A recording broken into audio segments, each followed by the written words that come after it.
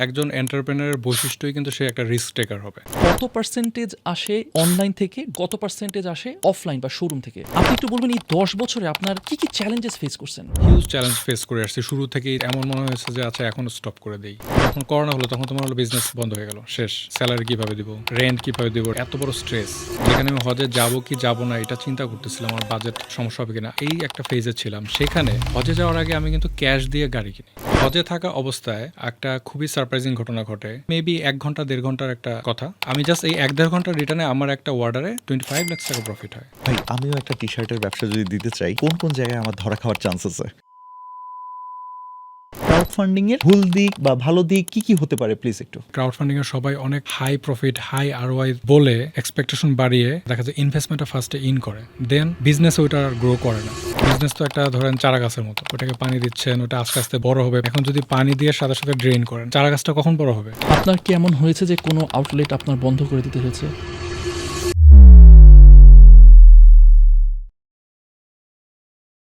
সামি ভাই, ওয়ানুম্মা BD currently 21টা outlet আছে পুরা বাংলাদেশে। 10 বছরের একটা ব্র্যান্ড, 250+ এমপ্লয়িজ, এবং আমি যতটুকু জানি যে আপনারা প্রতি বছর 1 লাখেরও বেশি টি শার্টস আপনারা সেল করেন। আমি জানতে চাই সামি ভাই, এটা শুরুটা কিভাবে হলো? যদি একদম শুরু থেকে বলি এটা কিভাবে শুরু করছিলাম, যে আমি কিন্তু দেখা যায় যখন প্রথম ইসলাম প্র্যাকটিস করতেছিলাম, কোরআন পড়তেছিলাম, হাদিস পড়তেছিলাম, বিভিন্ন বই পড়তেছিলাম। তো তখন এর মাঝখানে যখন আমি কোনো স্পেসিফিক কোনো আয়া মুখস্থ করতেছিলাম, তো তার মধ্যে মুখস্থ করতে করতে অনেক সময় ভেরি কিছু স্পেশাল মেসেজ আমার কাছে চলে আসে। লাইক সূরা বাকারার একটা আয়াত আছে, কাইফা তাকফুরুনা বিল্লাহি, লম্বা একটা আয়াত। প্রথমটাই হলো how can you deny your lord. এই যে এই মেসেজটা, এটা আমাকে একটা ধাক্কা দেয়। তো আমরা তো বিভিন্ন পার্সন বিভিন্নভাবে দেওয়ার কাজ করি। তো আমার মাথায় এটা কাজ করে যে দাওয়াটা এইভাবে কেন নয়, আমি এই মেসেজটা ক্রাফট করে আমি টি শার্টের মাধ্যমে এটা ছড়িয়ে দিই। তো এটা তৈরি করে দিই এবং হিউজ সেল। এবং আস্তে আস্তে আমি চিন্তা করি যে মুসলিমদের জন্যে, মুসলিম লাইফস্টাইল কিংবা অ্যাটায়ার এগুলো মেনটেন করার জন্যে ওরকম কিন্তু ডেডিকেটেড কোনো ব্র্যান্ড নেই যে ইউ আর ওয়েলকাম, তোমার জন্য এখানে সব কিছু আছে। তো আমরা দেখা যায় আমি তখন চিন্তা করি যে মুসলিম লাইফস্টাইল ব্র্যান্ড করবো এবং মাস্ট এটা একটা সুদমুক্ত হালাল বিজনেস হতে হবে এন্টায়ার স্ট্রাকচারে, in finance, even HR policy, সব জায়গায় শরিয়া কমপ্লায়েন্ট। তো এটা তখন আমার একটা ড্রিম হয় এবং মিশন ভিশন এইটা হয় যে আমি এমন একটা কাজ করব, মুসলিম লাইফস্টাইল ব্র্যান্ড করব, যেখানে আমি মেসেজ ক্রাফট করে এটা হলো যে কাইন্ড অফ একটা দাওয়ার কাজ হবে, একটা সলিউশন তৈরি করবে। মুসলিমদের যে জিনিসগুলো প্রয়োজন হয় এক জায়গায় তার সলিউশন হবে, হ্যাঁ। এবং এটা অবশ্যই মাস্ট বি সুদমুক্ত হালাল ব্যবসা হবে। এন্টায়ার স্ট্রাকচারে, ফাইন্যান্সিয়াল স্ট্রাকচারে কোনো সুদ থাকবে না। ভাই 20টা মাত্র টি শার্ট দিয়ে শুরু করছিলেন আর আজকে 20টারও বেশি আউটলেট, আলহামদুলিল্লাহ।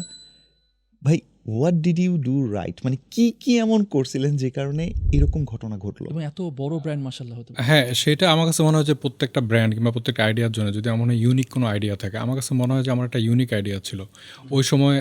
ওই টাইমে মুসলিম লাইফস্টাইল কোনো ব্র্যান্ড ওইভাবে ছিল এটা না। কোন সালের কথা বলতেছি আমরা? 2016 সাল। ওকে। হ্যাঁ। তো আপনি কিন্তু খেয়াল করবেন যে মুসলিমদেরকে স্পেশালি ওয়েলকাম করে কিংবা মুসলিমদের অ্যাটায়ার নিয়ে কাজ করে এরকম কিন্তু ব্র্যান্ড নেই। এটা কিন্তু অলরেডি গ্যাপ ছিল। মানে তখন 16তে? হ্যাঁ, গ্যাপ ছিল, ওইভাবে গ্যাপ ছিল। এখনও বলতে গেলে ওইভাবে আমরা ছাড়া খুব কম ব্র্যান্ডই আছে যারা স্পেশালি ডেডিকেটেডলি মুসলিম লাইফস্টাইল যারা মেনটেন করে তাদেরকে ওয়েলকাম করা, এরকম ব্র্যান্ড কিন্তু কম। তো এটা আমি বলবো যে আমার একটা ইউনিক আইডিয়া ছিল, প্যাশন ছিল, ভালোবাসা ছিল।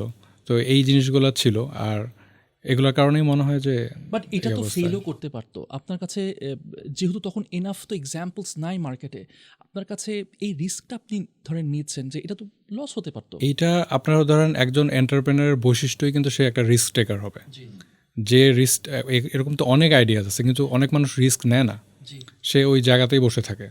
তো সে যদি রিয়েলি রিস্ক টেকার হয়, আমিও তখন রিস্ক টেকার ছিলাম অ্যাজ এ এন্টারপ্রেনারশিপ মাইন্ড থেকে, এই জন্যই কিন্তু এই জিনিসটা করা আর কি। সামি ভাই, আমরা সেই 20টা টি শার্ট থেকে তারপরে ওয়ানুম্মা বিডি কোন সময় হঠাৎ করে এই যে আস্তে আস্তে এটা একটা বড় হলো এবং একটা একটা করে শোরুম, এবং আমি যতটুকু জানি যে আপনি একাই এটার ওনার। কিভাবে ভাই, আমি জাস্ট ওই এত বড় কিভাবে হলো ভাই? আসলে কত বড় কত ছোট এটা আমার কাছে মাঝে মাঝে মনে হয় যে এটা আপেক্ষিক। মাঝে মাঝে মনে হয় যে যখন আমার সাইজ ছোট ছিল তখন আমি ওইটা যেভাবে দেখতাম এখনও কিন্তু এভাবেই দেখি। হয়তো এখন একটু আরও বেশি অ্যাটেনশন দেই, আগের থেকে বেশি শেখা হয়েছে, নলেজ বাড়ছে। তো আগেও দেখা যায় যে জিনিসটাকে যেভাবে গুরুত্ব দিতাম এখনও একইভাবে গুরুত্ব দিই, এবং এটা একটা প্রোগ্রেসের মধ্যে দিয়ে আছে। এবং দেখা যায় যখন আমরা এই প্রসেসটা মেনটেন করব, যে প্যাশন থেকে এবং দেখা যায় সিনসিয়ারলি কাজ করব, তখন এটা প্রোগ্রেসে থাকবে। চায়না থেকে প্রোডাক্ট আনার ক্ষেত্রে একটা ভয় পায় অনেকে যে প্রোডাক্ট ঠিক মতো আসবে। তো এইখানে স্কাই বাই বিডির কিন্তু নিজস্ব ইম্পোর্ট লাইসেন্স আছে, আবার তাদের রিফান্ড পলিসিও আছে, মানে আপনি একটা সেফটি এখানে কিন্তু পাচ্ছেন। আবার অনেকে চিন্তা করে যে প্রোডাক্টগুলো আমি কিভাবে নিয়ে আসবো। অপশন হচ্ছে আপনি সিতে নিয়ে আনতে পারবেন, আবার আপনি এয়ারের মাধ্যমে নিয়ে আনতে পারবেন। সো আপনারা যদি এই বিষয়ে আরো ইন্টারেস্টেড হন, আমাদের ডেসক্রিপশন এবং কমেন্ট সেকশনে একটা গুগল ফর্ম দেওয়া আছে, সেখানে আপনারা ফিল আউট করে ফেলবেন। স্কাইবাই টিম থেকে আপনাদের সাথে যোগাযোগ করবে। আর আপনাদের জন্য অর্থাৎ 2 সেন্সের অডিয়েন্সের জন্য স্কাই বাই বিডির একটা লিমিটেড টাইম অফারও আছে, সেটা তাদের ওয়েবসাইটে আপনি চেক করতে পারেন। So let's get back to the video. ওয়ানুমা বিডি ধরেন 100 টাকা রেভিনিউ বা 100 টাকা সেলস, এইটার মধ্যে কত পার্সেন্টেজ আসে অনলাইন থেকে, ডিজিটাল থেকে, এবং কত পার্সেন্টেজ আসে অফলাইন বা শোরুম থেকে? আমাদের টোটাল সেলসের মেবি 5 to 10% ম্যাক্সিমাম অনলাইন থেকে আসে, ই কমার্স থেকে, আর 90% আউটলেট থেকে আসে। কিন্তু আপনাদের তো অনলাইনে অনেক হিউজ একটা প্রেজেন্স। আমি ভাবছিলাম যে এটা হয়তো বা ডিজিটালটা অনেক বড় হবে, বা At least 50-50 হ্যাঁ 50-50 হয়তো বা হতে পারে, নট লাইক 5-10%।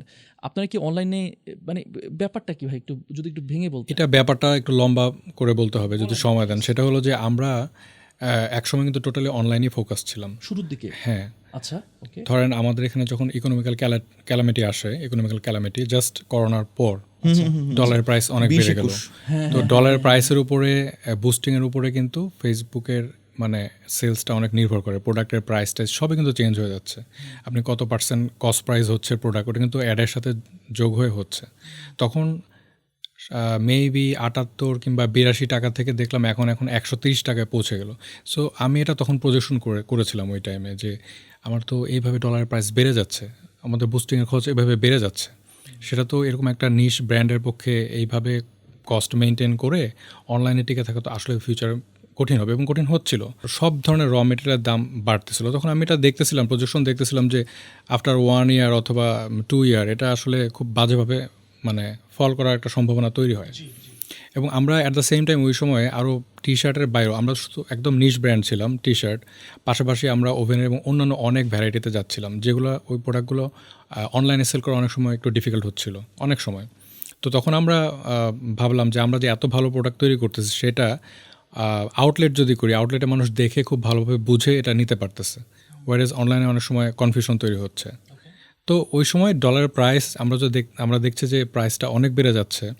তখন আমি চিন্তা করলাম যে এখন আমি যদি অফলাইনে যাই, অফলাইনে গিয়ে আমি ক্রেডিবিলিটি বেশি পেতে পারি। তো ওইভাবে চিন্তা করে আমরা কিন্তু অফলাইনে চলে যাই। তো অফলাইনে গিয়ে যেরকম চিন্তা করলাম আলহামদুলিল্লাহ সেরকমই হলো। আমরা দেখলাম যে অনলাইনে তো অল্প কিছু মানুষ আমাদেরকে চিনত এবং ডলার এক্সপেন্সও অনেক বেশি হতো, কিন্তু অফলাইনে গিয়ে অনেক লোকজন আমাকে চিনতেছে, আমাদের ব্র্যান্ডকে চিনতেছে, এবং তারা বলতেছে এত সুন্দর আইডিয়া, এত সুন্দর এত প্রোডাক্ট, হ্যাঁ, এবং যেটা অনেকে আছে অনলাইনে এটা দেখার পরেও সে কিনে নেয়, কিন্তু আউটলেটে গিয়ে দেখলো ওয়াও, এটা হাত দিয়ে দেখলো যে এটা খুবই কমফোর্টেবল। তো তখন আমাদের কিন্তু পারচেস বেড়ে গেল। ওভারঅল আমাদের ডিজিটাল সেলের জন্য যে কস্ট, তার চেয়েও আমাদের অফলাইনে কস্ট কিন্তু কমে গেল, এবং ক্রেডিবিলিটি বাড়ে। শুধুমাত্র অনলাইনে নির্দিষ্ট একটা কমিউনিটিতে না থেকে, মানে অ্যাকচুয়ালি বাজারে যাওয়া যেখানে কেনাবেচা হয়, এবং সেইখানে অ্যাকচুয়ালি সেটা অ্যাকসেপ্টেন্স পায়। আপনার প্রথম শোরুমটা বা আউটলেটটা কোথায় দিয়েছিলেন? প্রথম শোরুমটা ছিল আমার উত্তরখানে, রেলগেটের এখানে, আর সেকেন্ডটা ছিল সিলেটে। ভাইয়া, যখন আপনি প্রথম যে আউটলেটটা দিলেন, সেই আউটলেটটার আমি একটু ডিটেলস জানতে চাচ্ছি, যে আপনার কত টাকা ইনভেস্ট করতে হইতেছে, এভরিথিং, লাইক একটু ব্রেকডাউন করে দিবেন, যে এবং ওইটা আসলে কিভাবে ওটাকে ফিজিবল করেন, একটু ডিটেলস বলেন। যদি বলেন একদম আমরা প্রথমটা কিন্তু মানে একটা পাইলট প্রজেক্টের মতো, আপনার পাইলট প্রজেক্টের মতো চিন্তা করতে হবে।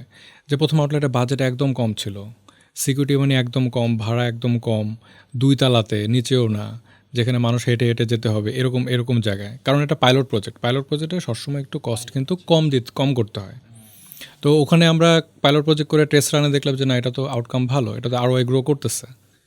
দেন আমরা আরও ইনভেস্টমেন্ট করলে, আরও ভালো জায়গায় গেলে, আরও মানে স্বাভাবিকভাবে যত বাজারে যাবেন কস্ট তত বাড়বে, সেলও বাড়বে। কিন্তু ফার্স্টে পাইলট প্রজেক্ট করে চিন্তা করে দেখতে হবে যে এটা আমার মানে মিনিমাম একটা আরওআই আসতেছে কিনা এখান থেকে। যখন এটা কাজ করবে দেন স্কেল করো, বাজারে যাও, প্রয়োজনে বিদেশে চলে যাও, দেশের বাইরে চলে যাও। It's the process. ওইখানে আপনাদের প্রথমে ইনভেস্টমেন্ট কিরকম লাগছিল, মানে প্রথম আউটলেটটা দিতে? একদম কম, মেবি প্রথম আউটলেটের সিকিউরিটি মানি ছিল মেবি 50,000 টাকা, মেবি ভাড়া ছিল মেবি মাত্র 10,000 টাকা এরকম ছিল। ওয়াও, এই জন্য উত্তরখান রেলগেট, রেলগেট মানে ভেতরে ঢুকে একদম তো ওইদিকে।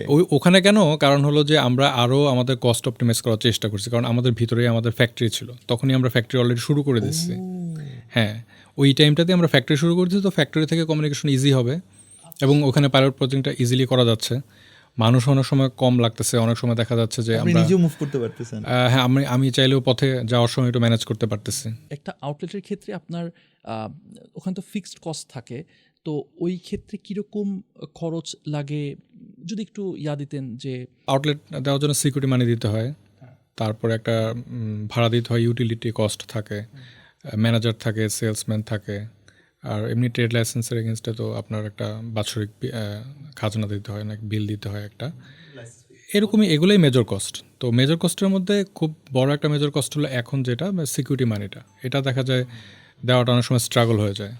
ভালো ভালো স্পেসগুলোতে আপনার কি এমন হয়েছে যে কোনো আউটলেট আপনার বন্ধ করে দিতে হয়েছে? হ্যাঁ, এরকম হয়েছে, কোনো আউটলেট আমার অনেক সময় বন্ধ করে দিতে হয়েছে। এরকম দেখা গিয়েছে যে কখনো লোকেশনটা রাইট না। অনেক সময় দেখা যায় আসলে যারা শপিং এক্সপিরিয়েন্স করতে চায় তারা হলো দেখা যায় তাদের কাছে আউটলেটে মুভ করাটা ইজি হবে, আউটলেটে আসাটা ইজি হবে, কমিউনিকেশনটা ইজি হবে, ওই আউটলেটগুলো কিন্তু ভালো কাজ করে। কিন্তু সেটা যদি একটু বাইরে পড়ে যায়, বাইরে থাকে, যেখানে অ্যাকচুয়ালি আপনি যাবেন না, আপনার যাওয়ার পথে পড়বে না, ইউজুয়ালি একটা এরিয়াতে, ধরেন সে ফর বগুড়া মানুষরা যে জায়গাগুলোতে বেশি কমনলি আসা যাওয়া করে, ওখানে কিন্তু আসলে অ্যাকচুয়ালি বাজার হয়। তো মানুষের এক জায়গায় কাজ তৈরি করতে, এখন বাজারের বাইরে অন্য কোথাও গিয়ে যদি করা হয়, সেক্ষেত্রে দেখা যায় যে সাধারণত সেলস কম হয়। স্যার ভাই, এতগুলো শোরুমের মধ্যে আলহামদুলিল্লাহ কোন শোরুমটা আপনার খুব বাজে পারফর্ম করছে, সরি, আর কোন শোরুমটা আপনাকে খুব ভালো একটা রিটার্ন এনেছে, মানে লোকেশন ওয়াইজ একটু বলবেন, আর এটা কেন হয়েছে এরকমও বলবেন প্লিজ। লোকেশনের কারণেই আসলে বাজে পারফর্ম করছে, এটা ওয়ান অফ দ্য রিজন, যেখানে মানুষরা সহজে যেতে পারবে না। অ্যান্ড দ্যাট ওয়াজ, এটা একটা ছিল ভৈরবে ছিল আমাদের, যেমন একটা লোকেশন একটু ইয়াতে ছিল, তারপরে মেবি 2 তলায় 3 তলায় ছিল এরকম। তো ওখানে মানুষের উঠতে একটু কষ্ট হতো, এটা একটা সমস্যা। মানুষ অনেক সময় দেখা যায় তাড়াহুড়ায় থাকে, ব্যস্ত থাকে, রাশের মধ্যে থাকে, তখন অনেক সময় দেখা যায় রিক্সা থেকে নেমে তাড়াতাড়ি কিনে তাড়াতাড়ি চলে যাবে। তো এই অপশনটা একটু যদি কমে যায়, তখন অনেক সময় অনেকে স্ট্রাগল মনে করে, উপরে যাবো আসবো, আজকে একটু দেরি হয়ে যাবে। এই জন্য দেখা যায় অনেক সময় যারা মানে ক্লোথিংয়ের ক্ষেত্রে যারা শপিং এক্সপিরিয়েন্স করে, তারা দেখবেন যে সবগুলো আউটলেট কিন্তু দেখা যায় যেগুলো নিচে থাকে ওগুলো পারফর্ম বেশি করে, সেক্ষেত্রে ফুটফল বেশি হয়, মানুষ ঢুকে বেশি সেগুলোতে। কিন্তু 2 তলায় দেখবেন এত ফুটফল নেই, 3 তলায় এত ফুটফল নেই। বাট সেই ক্ষেত্রে তো আপনার নিচতলার তো ভাড়া বেশি হবে, সিকিউরিটি বেশি হবে, দোতলা 3 তলা আবার একটু কম হবে। সো ওই দিক থেকে চিন্তা করলে কি নিচতলা কি ওয়ার্থ ইট, মানে ওয়ার্থ ওই ইনভেস্টমেন্ট? কারণ ওটা তো ডেফিনেটলি রেন্ট বেশি হবে সেকেন্ডের তুলনায়। হ্যাঁ, এটা খুবই ইম্পর্ট্যান্ট একটা কোশ্চেন। এখন ওই যে আমি বললাম একটা পাইলট প্রজেক্টিং করতে হয়, আপনার আগে কাজ করে এসে দেখতে হবে আপনার ব্র্যান্ডের ক্ষেত্রে এটা ওই নিচতলায় কাজ করবে কিনা, এটা আপনি এই কলটা আপনাকে নিতে হবে। কারণ আপনি যখন পাইলট প্রজেক্ট করে কম বাজেটে কাজ করে বেশি বাজেটে আস্তে আস্তে যাবেন, তখন আপনি বুঝবেন যে কত বাজেটের মধ্যে গেলে আসলে ওইখানে আমার ক্ষেত্রে কাজ হবে। এখন ভাই ভৈরবে আপনি যখন এটা দিলেন, হ্যাঁ, ওটা কাজ করলো না, দেন এরপরে কি তাহলে ভৈরব ছেড়ে দিলেন নাকি ভৈরবের অন্য কোথাও দিলেন, মানে কিভাবে প্ল্যানটা করেন? অ্যাকচুয়ালি ভৈরব ছেড়ে দিয়েছিলাম, কিন্তু ছেড়ে দিয়ে কিন্তু আমরা স্টিল একটা প্রপার একটা লোকেশন খোঁজার চেষ্টা করেছি, কিন্তু প্রপার লোকেশন কিন্তু এখন পর্যন্ত পাইনি। ইভেন এমন ভৈরবের ক্ষেত্রে এমন ঘটনা ঘটছে যে আমরা সিকিউরিটি মানি অল্প একটা টোকেন মানি অলরেডি দিয়ে দিছি, দিয়ে দেওয়ার পরে তারপরে আবার ক্যান্সেল করছি, না এটা নিব না, কারণ স্টিল এটা গুড লোকেশন না। আচ্ছা ভাই, এই যে আপনি লোকেশনসগুলো করেন, আপনি বিভিন্ন যেমন বগুড়া, সিলেট, রাজশাহী, এই যে ভৈরব বলতেছেন, এর বিভিন্ন জায়গা আছে, এইটা আপনি চুজ করেন কিভাবে? এটা কি আপনার অডিয়েন্স, আপনার কাস্টমাররা বলে যে এখানে আপনারা আসেন, নাকি এই রিসার্চটা আপনারা কিভাবে করেন? এটা অ্যাকচুয়ালি কাজ করতে করতে একটা নেটওয়ার্ক হয়ে যায়, সব জায়গাতে একটা নেটওয়ার্ক হয়ে যায়। আমার নেটওয়ার্কের লোকজনই এগুলো জানে কোথায় কি। আবার আমরা এরকমও করি, কোনো একটা লোকেশন ভিজিট করতে যাই, ভিজিট করতে গিয়ে আমরা বুঝতে পারি যে এখানে হয়তো 2 বছর পরে এখানে অনেক ভালো হবে, তখন আমরা ওইভাবে ডিসিশন নেই। এই যে ভাই বুঝতে পারেন বলতেছেন, কোন কোন প্যারামিটার দেখেন প্লিজ ভাই, মানে আপনি এরকম এটা- অডিয়েন্সের সাথে এটা বলেন না যে আমি আসলে এটা বুঝতে পারি, ওই যে পরিমাণ মতো লবণ, পরিমাণ মতো চিনি, এটা না করে একটু বলে দেন এক্স্যাক্ট কয় চামচ। হ্যাঁ, হ্যাঁ, আউটলেটের লোকেশন চয়েসের ক্ষেত্রে আসলে দেখতে হবে যে এটা মানে অ্যাক্সেসেবল কিনা, যারা ঢুকতে পারতেছে কনজিউমার কিনা। হ্যাঁ, যারা okay. আসবে এটা মানে সহজে অ্যাক্সেস করতে পারতেছে কিনা। যদি অ্যাক্সেস করা কঠিন হয়, অন্য ডিফারেন্ট রুটে গিয়ে যেতে হবে, তাহলে এটা দেখা যায় সাধারণত অত ফুটফল স্বাভাবিক হবে না এখানে। ওকে, নাম্বার 1। নাম্বার এটা 1। আর আরও একটা বিভিন্ন বিষয় থাকে, কিছু কিছু লোকেশন তো এমনি এস্টাবলিশ, আর কিছু কিছু লোকেশন দেখা যায় এটা হ্যাপেনিং প্লেস। এটা বোঝা যায় যে এখানে আছে, খুব ফাস্ট গ্রো করতেছে, এইখানে বাজারটা মুভ করবে। হ্যাঁ, এগুলো একটা খুব ইম্পর্ট্যান্ট পয়েন্ট। হয়তো এখন এটা ভালো পারফর্ম করবে না, বাট কিছুদিন পরে পারফর্ম করবে, বিকজ আশেপাশে পটেনশিয়াল আছে, ভালো রোড হচ্ছে। হ্যাঁ, হয়তো গাড়ি পার্ক করে রাখতে পারবে কনজিউমার, এবং আরও ভালো ভালো ব্র্যান্ড হবে, ওইখানে মার্কেটটা বড় হবে। আমি রাজশাহীতে প্রায় কয়েক বছর আগে, মানে 3-4 বছর আগে, আমার ঠিক মনে পড়তেছে না, তো ওখানে হচ্ছে আপনাদের শোরুমটা ছিল তখন নিউ মার্কেট, যে ওমর প্লাজাতে, থিম ওমর প্লাজাতে। তো আমি একদিন আমার ওয়াইফের সাথে ঘুরতেছি, তো ভিতরে দেখতেছি ওয়ানুমা বিডি, একদম ভিতরেই, একদম ভিতরে। আমি ফার্স্টে শকড হয়েছে কি এটা কি ওই ওয়ানুম্মা বিডি নাকি নাকি অন্য কিছু, বিকজ আমার কাছে ইটস এ বিগ ব্র্যান্ড। সেখানে হচ্ছে এত চিপার মধ্যে কেন? মেবি আপনারা টেস্ট করতেছেন, maybe that was the strategy. এটা খুবই একটা গুড এক্সাম্পল। অ্যান্ড আমরা ভিতরে গেলাম, অ্যান্ড আমি খুব অ্যাপ্রিসিয়েট, আমার খুব ভালো লাগলো যে কি ওয়াও, এরকম একটা সুন্দর ভালো একটা ব্র্যান্ড, বাট ভিতরে পজিশন, আমি এটা এই ব্র্যান্ডটা তো আরও লাউডলি বলা উচিত, রাইট? এক্স্যাক্টলি। দেন আমি আপনার সাথে যখন পরিচয় হলাম, আমি আপনাকে বলছি যে কি ভাই, আমি কেন ওয়ানুমা বিটি ভিতরে, এখন আমি বুঝতেছি যে ইট ওয়াজ পার্ট অফ স্ট্র্যাটেজি। এখন ওই পুরা জায়গাটাই ওয়ানুমা বিটি নিছে। এক্স্যাক্টলি, আমাদের ওখানে ভাইয়া যেটা বলতেছিলেন, আমাদের একটা শপ ছিল, ওই লাইনের একটা শুধু শপ ছিল আমাদের। আমরা পাইলট প্রজেক্ট করতেছিলাম এখানে, যে আসলে এখানে কি চলবে কিনা। দেন কিন্তু আমরা সামনেটা ভেঙে পুরাটা নিই, এখন একদম পুরাটা ভেঙে একসাথে করে ফেলছি, যে এখন কাজ করতেছে। সো এখানে আমরা যদি এক্সপ্যান্ড করি, এটা আরও থাকবে। ভাই, ভৈরবের কথা বলেন, রাজশাহীর কথা বলেন, সব ঠিক আছে, কিন্তু কোন জায়গায় সবচেয়ে ভালো পারফর্ম করছিল সেলস ওয়াইজ, সেটা কিন্তু ভাই মিস হয়ে গেছে। অনেক সময় কি হয়, যখন একটা হ্যাপেনিং প্লেস থাকে, সেখানে আমরা কিন্তু বুঝতে পারি যে এটা আস্তে আস্তে ভালো পারফর্ম করবে।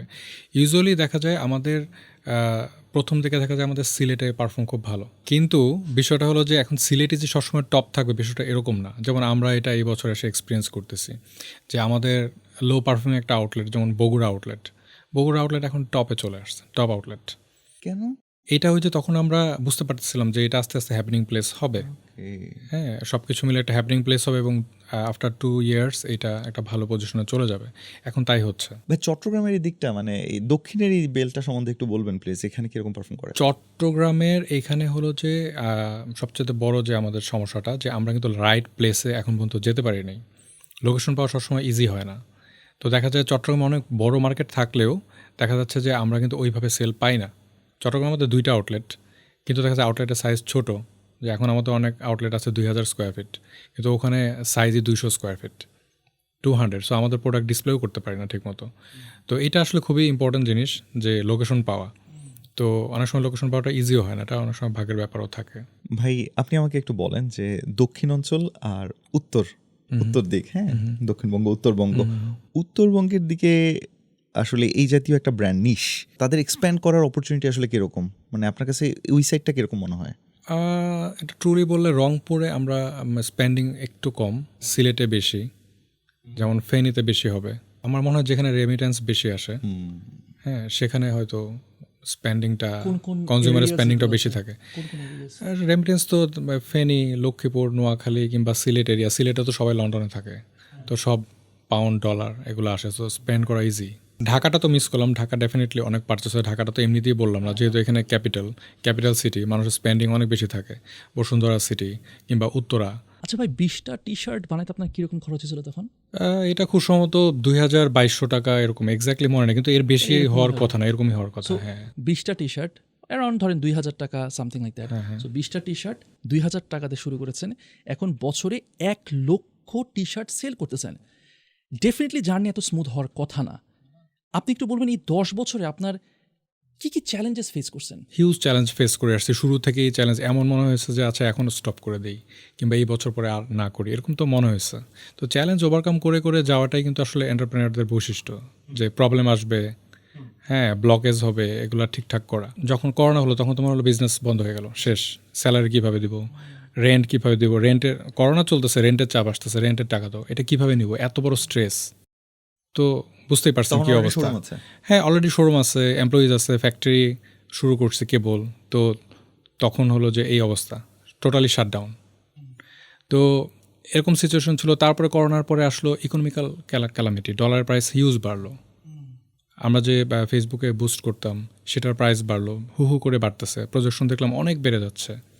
ইভেন র মেটেরিয়াল দাম অনেক বেড়ে গেলো। সুতার দাম খুব সম্ভবত $2.8 1 কেজি সুতা কিনতে পাওয়া যেত মানে খুব সম্ভবত, সেইটা চলে গেলো $5। এটা হিউজ চ্যালেঞ্জ। সো আমি কস্ট আর এমআরপির মধ্যে কোনো মানে ডিস্টেন্স মেনটেন করতে পারতেছিলাম না। আমার যে আগের 1 বছর আগের যে কস্ট প্রাইস, আমি দেখতেছি পরের বছরে এই কস্ট প্রাইস আমার এমআরপির কাছাকাছি চলে যাচ্ছে। এখন আমি হুট করে তোর বাজারে প্রাইস আমি আপ করতে পারি না। হ্যাঁ, হুট করে, যেমন একটা জিনিসের যে দাম ছিল হুট করে তো আমি এটা হলো যে বা 50% 60% বাড়িয়ে দিতে পারি না, কিন্তু কস্ট কিন্তু আমার সেভাবে ডাবল হয়ে যাচ্ছে। তো এটাগুলো একটা বিরাট চ্যালেঞ্জ ছিল, আনকাউন্টেবল চ্যালেঞ্জ। অপারেশনের চ্যালেঞ্জ চিন্তা করলে হিউজ।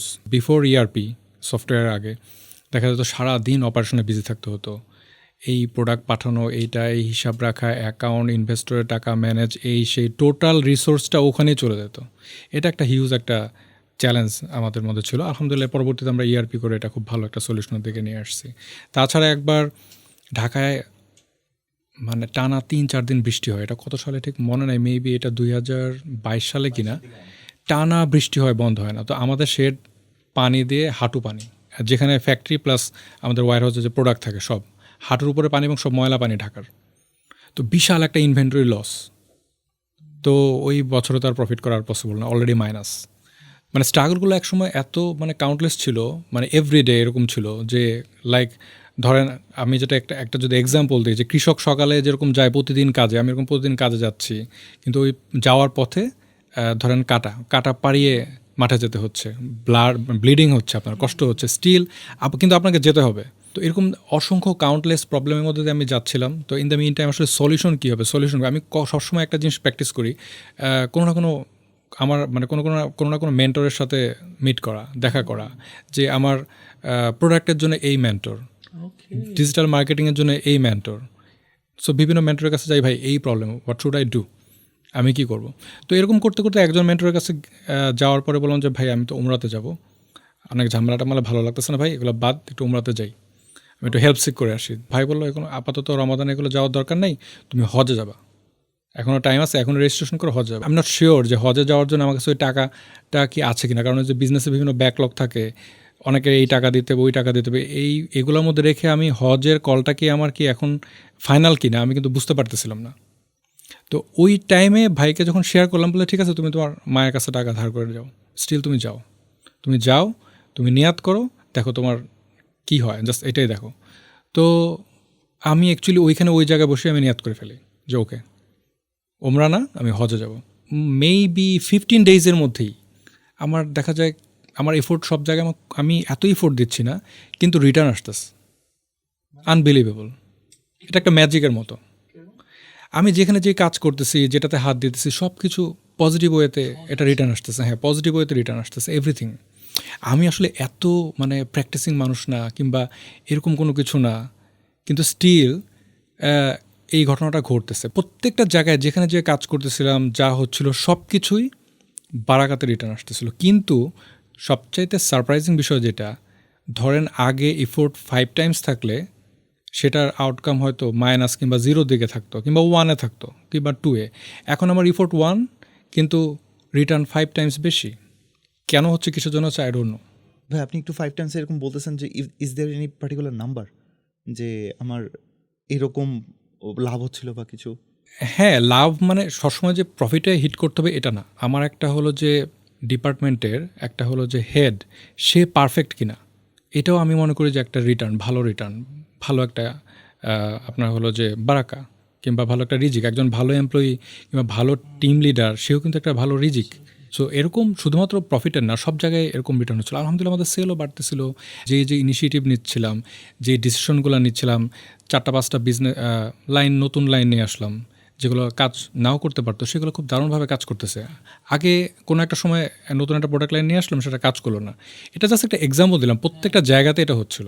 আমি যদি একটা ছোট্ট এক্সাম্পল দিই, সেটা হলো যে হজের নিয়াত করার পর, হজে যাওয়ার আগে দেখা যেত যে একটা গাড়ি কেনার খুব জরুরি দরকার ছিল, কারণ অনেক জায়গায় মুভ করতে হয় আমাকে। আবার টাইম ওয়েস্ট হতো, গাড়িতে কাজ করলে তো আমার দেখা যায় টাইমটা সেভ হবে। It's like office.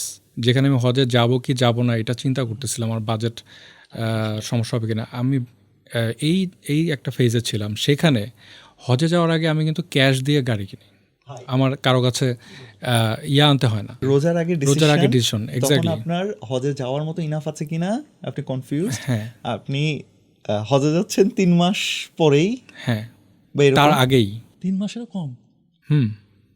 It's like a magic আসলে। আমি আই ডোন্ট নো, আমি বলতে পারবো না। এটা কোনো মানে ম্যাথ করে ক্যালকুলেশন করে বলা যাবে না। সিরিয়াসলি, আসলেই ভাই এটার জন্য রেডি ছিলাম না। সিরিয়াসলি আমি নিজেও জানি না, এবং কেন এটা আমার ক্ষেত্রে হলো আমি জানি না। But there was A call, হবে, তুমি নিয়াত করো, সামথিং উইল হ্যাপেন। তুমি দেখো, হজে থাকা অবস্থায় একটা খুবই সারপ্রাইজিং ঘটনা ঘটে।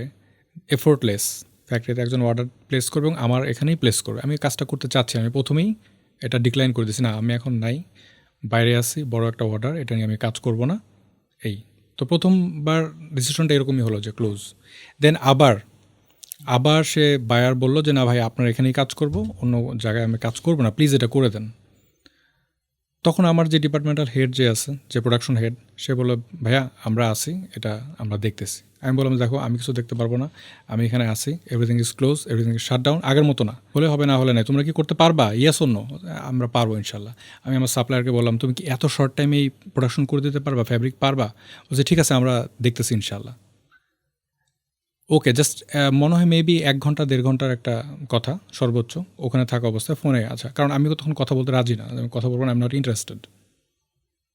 তো ওই টাইমে আমি জাস্ট এই 1-1.5 ঘন্টার রিটার্নে আমার একটা অর্ডারে 25 লাখ টাকা প্রফিট হয়, যেটা আমি এর আগে কখনোই এত পিক করতে পারি নাই। ইম্পসিবল। এটা কিভাবে হলো উইদাউট এফোর্ট? মিরাকেলস যে কী জিনিস, মিরাকেলের একটা ক্যারেক্টারিস্টিক হচ্ছে মিরাকেল যে দেখতেছে, যে ফিল করতেছে, যে শুনতেছে, শুধু সেই বুঝতে পারে।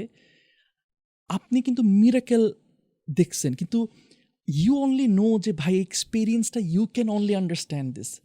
আমার সাথেও মিরাকেল ঘটছে। সাজাদ উমরা করে মনে হয় অক্টোবর মাসে আসছিস, রাইট? অক্টোবরের 12 তারিখে। অক্টোবরের 12 তারিখে আসছে। হ্যাঁ, অক্টোবরের 12 তারিখে উমরা করে আসছে।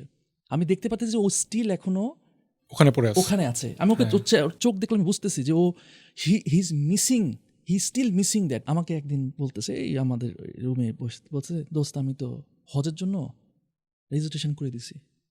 আমাকে তাই বলতেছে। আমি না মনে মনে বলতেছি, পাগল নাকি ছেলে, কি বলতেছিস? I had only 30,000 ভাই, দ্যাটস ইট। ওই 30,000 টাকা সুবহানাল্লাহ। was needed for the pre-registration. Pre registration, and ওটাই সে দিয়ে দিছে। এখন বাকি টাকা কই থেকে আসবে এটা সে, ও বলতেছে আমি প্যারা খাইতেছি। আল্লাহ, ও কীভাবে করবে, ম্যানেজ করবে কীভাবে? স্ট্রাগল কি যাইতেছিল 3টা মাস, এমন এক ধাক্কা ভাই। টিম বড় হয়ে গেল না, 15-16 জন টিম হয়ে গেছে ব্র্যান্ড মার্কের। সেখান থেকে কাট করে ছোট করে আনতে হইতেছে, অর্ধেক হয়ে যাচ্ছি, Expense অনেক এইটা ওইটা বেড়েছিল। সেইটা কি যে হয়ে যাচ্ছে ভাই, ডাজন্ট মেক সেন্স। ক্রেজি। আল্লাহু আকবার। সেই জায়গা থেকে এই 30,000 টাকা দিয়ে তো আমি বাজার করার কথা, আর 2 দিন নাকি লাস্ট ডেট নাকি এরকম, টাকাটা দিয়েই নাফিস তুইও চল। যাই হোক, ও তো একটু টাইম নিচ্ছিল। তারপর দেয়ার কেম দ্য টাইম, আজকেই লাস্ট ডেট, বাকি 3.5 লাখ টাকা দিতে হবে। তার মানে আমার 3,80,000 টাকা কমপ্লিট করতে হবে, ওরও 3,80,000 টাকা কমপ্লিট করতে হবে। কিন্তু ও তো এখনো কনভিন্সড না। আমার কাছে দুপুরের দিকে একটা ফোন আসলো, 3.5 লাখ টাকা পাঠাও। আমি তাকে কিছু বলি নাই যে হ্যাঁ পারবো না, বলি নাই। ফোনটা কেটে রেখে সিজদা, জাস্ট মানে আল্লাহর কাছে এটাই বলা যে আপনি যদি না চান তাহলে তো আসলে আমি যাইতে পারবো না। আমার সিজদা শেষ হওয়ার আগে আমার কাছে একটা ফোন কল আসলো, এবং ফোন কলের মধ্যে সামওয়ান ওয়াজ আস্কিং মি যে তুমি কি দোয়া করতেছো, তোমার কথা আমি ভাবতেছি, তুমি কি দোয়া করতেছো, তোমার কথা আমি ভাবতেছি। লাইক আমি তখনও তাকে কিছু বলতেছি না, আমাকে বলতেছে শোনো আমার কাছে কিছু টাকা আছে, তোমার মনে হয় তোমার টাকা পয়সা লাগবে তাই না? And the exact amount he said, আমার কাছে প্রায় 3.5 লাখ টাকার মতো টাকা আছে, তোমার টাকা পয়সা লাগবে। তার ফোনটা ধরার জন্য কিন্তু আমি নামাজটা শেষ করছিলাম। সুবহানাল্লাহ। আমার অবস্থাটা এমন ছিল যে আমি তো রাজশাহী থেকে ঢাকায় মুভ করছি প্রায় 2 বছর 2.5 বছর হয়ে গেছে। আই ওয়াজ প্ল্যানিং, এবং আমি আমার টিমকে কেউ জানে না, আই ওয়াজ প্ল্যানিং যে আমি আবার রাজশাহীতে ব্যাক করে ফেলবো। রাজশাহীতে ব্যাক করে ফেললে আমার কোনো সমস্যা ছিল না, আমার ওখানে সব কিছুই আছে আলহামদুলিল্লাহ। তো আমি মনে মনে কন্টেমপ্লেট করতেছি যে কি আমি হয়তো বা ব্যাক করবো। আমি আমার ফ্যামিলিকে বলতেছি যদি ব্যাক করি are you okay with that, এরকম আমি বলতেছি। তখন সে বলতেছে যে তুই রেজিস্ট্রেশন কর। আমি দেখতেছি যে রানওয়ে বলে না যে এত টাকা আছে এত মাস আমি চলতে পারবো, আমি দেখতে পারতেছি যে আমি আর কয়েক মাস হয়তো বা চলতে পারবো। আমার টিমও জানে না। একদিন হঠাৎ 16 না 17 তারিখে 18 তারিখ আমার মনে পড়তেছে না, 16 তারিখে হঠাৎ করে বলতেছে আজকেই লাস্ট ডেট, 3,80,000 টাকা দিতে হবে আজকে, এটা গভর্নমেন্টের দিতেই হবে আজকে।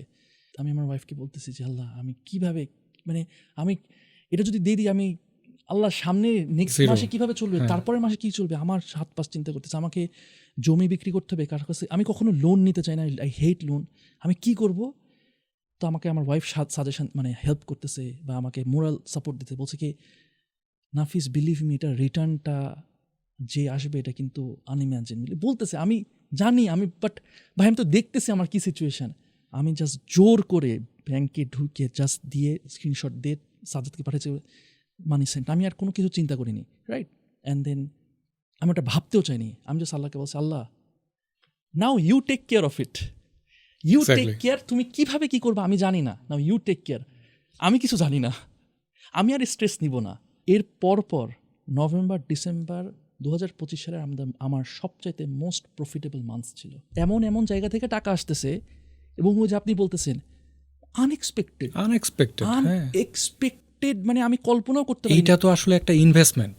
ও মাই, মানে এটা কত টাইমস রিটার্ন করে আসতেছে, এটা টোটালি ইনভেস্টমেন্ট, এবং এটা কিন্তু টোটালি আল্লাহ রাস্তায় একটা খরচ।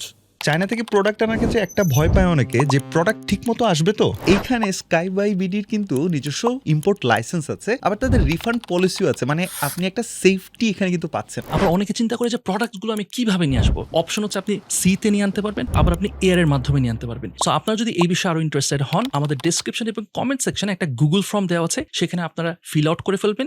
স্কাইপের টিম থেকে আপনাদের সাথে যোগাযোগ করবে। আর আপনাদের জন্য অর্থাৎ 2 সেন্সের অডিয়েন্সের জন্য স্কাই বাই বিডির একটা লিমিটেড টাইম অফারও আছে, সেটা তাদের ওয়েবসাইটে আপনি চেক করতে পারেন। So let's get back to the video. ভাই এখন আমিও একটা টি শার্টের ব্যবসা যদি দিতে চাই, আপনি আমাকে বলেন যে কোন কোন জায়গায় আমার ধরা খাওয়ার চান্স আছে। টি শার্টের ব্যবসা করতে হলে যেহেতু এটা ডিজাইন, গ্রাফিক্স এবং মেসেজ ক্রাফট, এটা ইম্পর্টেন্ট। আসলে টি শার্টটা কখন নেয়, কোনো একটা ইউনিক মেসেজ কিংবা গ্রাফিক্সটা সুন্দর হতে হয়, ডিজাইন ভালো হতে হয়। তো আপনার যদি ডিজাইন ভালো না হয়, এখানে প্রথমে আপনি মানে আউট। ডিজাইন এবং মেসেজ ক্রাফটিংটা ভালো লাগবে, ইউনিক লাগবে। যেমন আপনি সিক ইনার পিস কেন নিলেন, এখানে একটা মেসেজ আছে, বুঝতেই পারছেন মেসেজ আছে, কারণ এই মেসেজটা দেখতে সুন্দর। হ্যাঁ হ্যাঁ, তখনই কিন্তু এটা চলবে। তো এটা যদি ঠিকমতো না করা হয় তাহলে তখনই আপনি আউট। এরপরে প্রোডাক্টের কোয়ালিটি তো অবশ্যই আছে, প্রোডাক্টের কোয়ালিটি যদি মেনটেন না করা হয় তাহলে এটা একবার কিনে আর রিপিট কাস্টমার তৈরি হবে না। সো নতুন যারা শুরু করলো তারা তো এই জায়গায় লস্ট থাকার কথা। সো আপনিও তো তখন নতুন ছিলেন, ধরে নিলাম আপনার ডিজাইন সেন্স ভালো, আলহামদুলিল্লাহ। এরপর আর কোন কোন প্রবলেমগুলো সলভ করতে পারছিলেন? এখানে আমি একটা জিনিস জানি, এটা আমি যদি ভুল জেনে থাকি আমাকে বললেন। তামিম যখন জয়েন করলো সিএমও হিসেবে, হ্যাঁ, আমাদের বিলাভেড ফ্রেন্ড আলহামদুলিল্লাহ, তামিম মৃধা। সো ও যখন জয়েন করলো আমি শুনতে পারলাম যে তখন নাকি প্রথমবার আপনারা ভালো করে অফিস নিছেন। হ্যাঁ, প্রায় 10 বছরের জার্নিতে ওয়ান উম্মা যাদের 20টা প্লাস আউটলেট, তারা তামিম জয়েন করছে, এরপরে বলতেছে আচ্ছা ঠিক আছে তোমাদেরকে টিম গুছিয়ে একটা কর্পোরেট আমি অফিস একটু দিচ্ছি। সারপ্রাইজ ছিলাম যে তাইলে এতদিন কি করছেন? এক একটা ডিপার্টমেন্টে এক একটা লিডার থাকে, লিডারের জন্য ওই স্পেসটা কিন্তু আমরা তৈরি করে দিই। ঠিক আছে, ধরেন যে প্রোডাকশন করে তার জন্য কিন্তু এরকম স্পেস আছে। তার স্পেসটা কোনটা, তার ওয়ার্ক স্পেস কোনটা, তার ফ্যাক্টরির জায়গা, তার একটা রুম, কনফারেন্স রুম, ওইখানে সে সকল মার্চেন্ডাইজারকে নিয়ে কাজ করবে। এটা কিন্তু তার ওয়ার্ক প্লেস। তো এখন অ্যানাদার লিডার যখন জয়েন করছেন, হ্যাঁ, তখন দেখা গেল কি তার জন্য ওরকম একটা ওয়ার্ক স্পেস দরকার, যেখানে তার টিম থাকবে। তার টিমের কারা থাকবে? তারা থাকবে যে ছবি নেবে, ভিডিও করবে, এডিটর থাকবে, ইনফ্লুয়েন্সার আসবে, কফি খাবে। এই যে পরিবেশটা, এটা কিন্তু ওই জায়গায় পসিবল ছিল না। ঠিক আছে, সো এটার জন্য কিন্তু এই জায়গাটা দরকার ছিল। ভাই ফান্ডিফাই তো আপনাদের হচ্ছে ক্রাউড ফান্ডিং এর platform, if I am not wrong. এটা কতদিন হলো ফান্ডিফাই এর মধ্যে বয়স? অ্যাকচুয়ালি ফান্ডিফাই আমরা অফিসিয়ালি এটা ডিসক্লোজার আসছে রিসেন্টলি, মেবি এটা 1 year হয়ে গেছে। কিন্তু আসলে এই এন্টিটিটা অনেক আগে থেকেই ছিল। ক্রাউড ফান্ডিং এ যেটা হ্যাঁ, আসলে ফান্ডিফাইতে আমরা যেটা করতেছি সেটা হলো যে আমাদের তো অনেক ইনভেস্টরস আছে, তো তাদের যেন কমিউনিকেশনটা খুব সহজ হয়। হ্যাঁ, এই জন্য আমরা একটা আলাদা এন্টিটি তৈরি করে নিয়েছি। ওই এন্টিটিতে ওই ডিপার্টমেন্টে ডেডিকেটেডলি তারা আমাদের বিজনেস সম্পর্কে বলে, আমরা কোথায় বিজনেস করছি, কিভাবে করছি, কোন ধরনের শরিয়া স্কিমে আমরা বিজনেস রান করতেছি, টোটাল যে নলেজ বেস এবং যোগাযোগ, ইনভেস্টরের সাথে যোগাযোগ করা, এই সকল কিছু করার জন্য আসলে একটা এন্টিটি আমাদের আগে থেকে কাজ করতেছিল। এই এন্টিটিটাকে আমরা আলাদাভাবে একটা ডিসক্লোজার দেওয়ার জন্য fundify.xyz নিয়ে আসছি, এবং আমরা একটা অ্যাপসও ডেভেলপ করতেছি যেন সহজেই সবাই এটাতে কানেক্ট করতে পারে। আপনার কাছে আমি একটা জিনিস জানতে চাই, এখন কেউ চিন্তা করলো তার বিজনেসটাতেও সে ক্রাউড ফান্ডিং এর মাধ্যমে গ্রো করতে চায়, তার জন্য আপনার কি কি সাজেশনস আছে, কনসিডারিং যে আমরাও বিগ শটে হচ্ছে এরকম রিসেন্টলি ফান্ডিং নিলাম, ক্রাউড ফান্ডিংয়ের মতো আসলে ওই যে ওরকম করতে পারি নাই আমরা, বাট আলহামদুলিল্লাহ জিনিস খুব ভালো হচ্ছে আমাদের সাথে। সো আপনি ভাই একটু সাজেস্ট করবেন, আজকে মনে করেন একজন শুনতেছেন যিনি তার এরকম ইনভেস্টমেন্ট কোথা থেকে নিব, কী করবো না করবো, ক্রাউড ফান্ডিংয়ের ভুল দিক বা ভালো দিক কী কী হতে পারে প্লিজ একটু। ক্রাউড ফান্ডিং ঠিকমতো চালানোর জন্য যেটা খুব জরুরি দরকার, ইনভেস্টরের সাথে প্রপার কমিউনিকেশন রাখা, প্রজেকশনগুলো ক্লিয়ারলি বলা ইনভেস্টরকে। হ্যাঁ, একদম ক্লিয়ার প্রজেকশন বলা, এবং নিজেদেরও ওই প্রজেকশনে অ্যালাইন থাকতে হবে। কোনো ধরনের যদি আমরা এরকম মানে উল্টাপাল্টা প্রজেকশন করি জাস্ট বিকজ অফ ফান্ড, এটা আসলে এন্ড অফ দ্য ডে এটা খারাপ কিছুই নিয়ে আসবে। আর আরেকটা জিনিস হলো খুব ইম্পর্টেন্ট, সেটা হলো যে কস্ট অফ ক্যাপিটাল, যেটা হলো আসলে অ্যাকচুয়ালি আপনার ইনভেস্টর যে প্রফিট। তো দেখা যায় ক্রাউড ফান্ডিংয়ের সবাই অনেক হাই প্রফিট, হাই আরওআই বলে এক্সপেকটেশন বাড়িয়ে দেখা যায় ইনভেস্টমেন্টটা ফার্স্টে ইন করে, দেন বিজনেসে ওইটা আর গ্রো করে না। তখন কি হয়, আলটিমেটলি ইনভেস্টরের টাকা আটকে যায়, প্রফিটও দিতে পারে না, সব জায়গায় সমস্যা হয়। এই জন্য একটা ব্যালেন্স মেনটেন করা, শুধুমাত্র ফান্ড পাওয়ার জন্য যে আমি হাই রিটার্ন দিব, এটা আসলে করা উচিত না। ভাই আপনার কাছ থেকে এর একটা সাজেশন আমরা নিয়েছিলাম এবং এটা আমাদের বিগ শটও হেল্প হচ্ছে, সেটা হচ্ছে যে আমরা এর আগে একটা ফান্ডিংয়ের সময় শর্ট পিরিয়ড অফ টাইমের একটা ডিউরেশন দিয়েছিলাম, যে মনে করেন 4 মাসের ইনভেস্টমেন্ট পিরিয়ড, 6 মাসের ইনভেস্টমেন্ট পিরিয়ড। মানে কি হয়, ঈদের সময় যে সময় সেলটা আসবে ওই সময় একটা ইনভেস্টমেন্টের করে আমরা ওইটা দেখে একটা রিটার্ন দেখিয়েছিলাম। হ্যাঁ, সো ওটা হয়েছে ঠিক আছে, কিন্তু দিন শেষে আমরা দেখি কিরে আমাদের তো কিছু একটা ঘটলো না। ঠিক আছে, আমরা ওই সময় আমরা ওই সময়ে আমাদের দুইটা এন্টিটিকে আমরা সার্ভ করতে পারলাম, এক যে ইনভেস্ট করলেন তিনি সার্ভড হয়েছেন আলহামদুলিল্লাহ, এবং কাস্টমার প্রোডাক্ট পাইলো। হ্যাঁ, মাঝখানে আপনি কুলুর বলদ খাটনি খাটছেন। এখন আমি আর নাফিস তো আসলে ওইভাবে করে দেখা যায় আলহামদুলিল্লাহ আমাদের দুজন পার্টনার ফারহান এবং মুত্তাকিন ভাই, এরা তো সেই খাটতে খাটতে অবস্থা খারাপ করে দিচ্ছে। সো কিন্তু দিন শেষে কী হয়েছে, আহারে। তো এরপরে ওই যে একটা সাজেশন দিয়েছিলেন যে আমি আপনার একটা স্ট্যাটাস দেখেছিলাম, স্ট্যাটাসে আপনি বলতেছেন, ইফ ইউ কুড রিমেম্বার, স্ট্যাটাসের মধ্যে আপনি বলতেছেন যে 1 বছর পর পর রিটার্ন দেওয়া আসলে বিজনেসকে মেরে ফেলার মতো। তখন আমরা বলতেছি 1 বছর পর পর রিটার্ন দিলেই এত বাজে অবস্থা, আমরা 4 মাস এগুলো কি করতেছি। তখন ভাই আমরা অ্যাকচুয়ালি 1 বছরের এবারে আসতে পারছি। বিজনেস তো একটা ধরেন চারা গাছের মতো, ওটাকে পানি দিচ্ছেন, ওটা আস্তে আস্তে বড় হবে। পানি এখন যদি পানি দিয়ে সাথে সাথে ড্রেন করেন, পানি দিয়ে সাথে সাথে ড্রেন করেন, তাহলে মানে চারা গাছটা কখন বড় হবে? বড় হবে না তো। ওই যে মাঝখানে কুলোর বলদ খাটনি খাটবেন, ওই যে যেটা বললেন একটু আগে, ওই ঘটনায় ঘটবে। সো এইটা আসলে যদি অ্যাকচুয়ালি বিজনেসকে গ্রো করতে হয়, কারণ বিজনেস তো আসলে ব্যাংক না, টাকা দিলেন ফর শিওর টাকা রিটার্ন পেয়ে যাবেন, গ্যারান্টি দেয় না তো। বিজনেসটাকে একটু গ্রো করতে দেওয়া হবে, সেটা যখন আস্তে আস্তে একটু বড় হবে, মানে ডালপালা বড় হবে, ছায়া হবে, তখন তো এটা বেনিফিট পাবেন। এই জন্য একটু সময় দিতে হবে। আর বিজনেসে টাকা ঢুকিয়ে বারবার বের করে আনলে তো ওইটা তো আসলে মানে এক্সেলারেট করতে পারবে না, প্রফিটটা রিইনভেস্টমেন্ট হবে, বড় হবে, তাই না? সামি ভাই, থ্যাংক ইউ সো মাচ, অনেক কিছু ইনসাইট শেয়ার করছেন। আমার কাছে মনে হয় যে কি আরও লম্বা এপিসোড হলে ভালো হতো, আরও অনেক কিছু জানার বাকি আছে আর কি। 10 বছরের একটা হিউজ আপনার এক্সপিরিয়েন্স, এবং আমাদের জন্য দোয়া করেন, আপনারাও আমাদের জন্য দোয়া করেন, ওয়ান জন্য দোয়া থাকলো। So thank you so much Sami ভাই, আমাদেরকে এত সময় দিয়েছেন, and for sharing lot of secrets and strategies. Thank you so much, এবং আমাদেরকে হজের জন্য ইন্সপিরেশন দেওয়ার জন্য ধন্যবাদ। স্পেশালি আমাদের জন্য দোয়া করেন ভাই, এবং যারা অডিয়েন্স তারা ওই যে হজের জন্য প্লিজ, মানে আমরা যেন আল্লাহ তাআলাকে খুশি করার জন্যই প্রপারলি হজটা করতে পারি, আল্লাহ যেন কবুল করে নেন আমাদেরকে, এবং আপনাদেরকেও আল্লাহ তাআলা কবুল করুক ইনশাআল্লাহ। নিয়ত করে নেন, নিয়ত করেন, আল্লাহ ভরসা করে ফেলেন, নিয়তের জন্য আল্লাহ বারাকা দেয়, শয়তানের ওয়াসওয়াসা থেকে যেন বাঁচতে পারি। Alright, thank you so much for watching today's episode. দেখা হবে নেক্সট এপিসোডে। টিল দেন টেক কেয়ার, আসসালামু আলাইকুম। আসসালামু আলাইকুম।